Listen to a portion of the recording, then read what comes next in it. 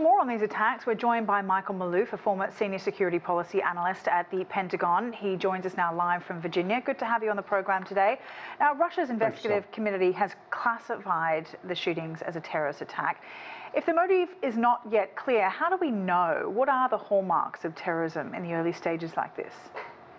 Well, from that particular region of Dagestan, it has a history of terrorist attacks.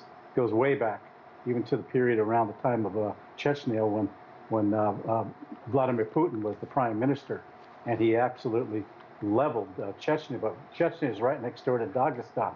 Dagestan, where this attack occurred, along with Chechnya, have always wanted to be part of what's called the Caucasus Emirates. It's a predominantly Muslim area, as is Chechnya, and you have fundamentalists there who adhere to the Wahhabist Salafi doctrine of more fundamentalist Islam.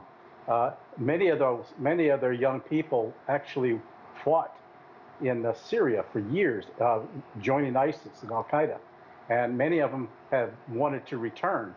And this is probably what you're seeing now. Some of these returnees who have this wartime experience, who are now creating this tension in the region once again, and attacking civilian targets. That's one of the premieres of this type of activity.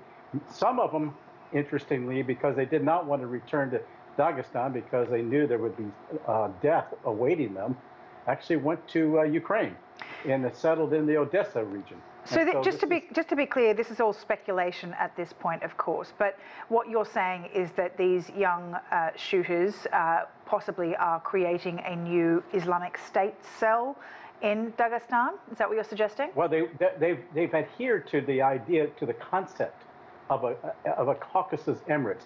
The area of Dagestan is in the Caucasus, northern Caucasus, just above the country of Georgia and Azerbaijan.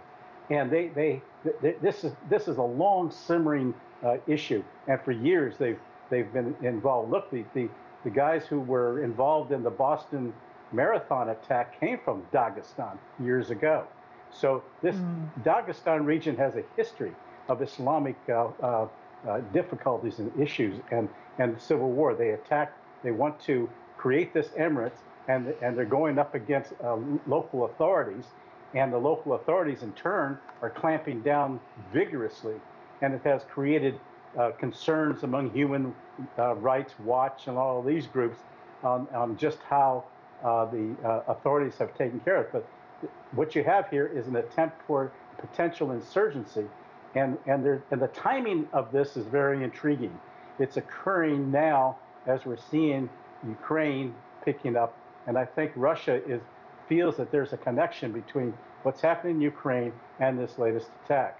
And that being that there's an effort and initiative in counterinsurgency, and that's what this is, to undermine the authority and stability within Russia as part of the effort to topple the regime itself in Russia. Can you talk more about that connection? Why would this sort of Islamic State influence group, if that's what we're talking here, once again, this is speculation, why would that have something to do with the conflict in Ukraine? Is it because Russia is distracted with the conflict in Ukraine, or is there a more embedded grouping there that you're talking about?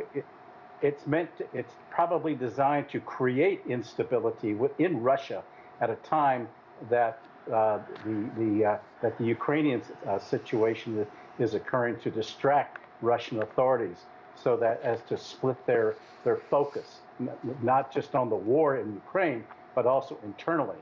And so we're probably going to see there's allegations coming out of Moscow now that this probably was CIA directed, because you had a lot of Dagestanis as well as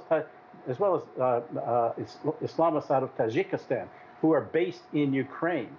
And that's why there's concern that this is all being timed to coincide with what is probably going to be a real Russian offensive coming up here within the next few weeks.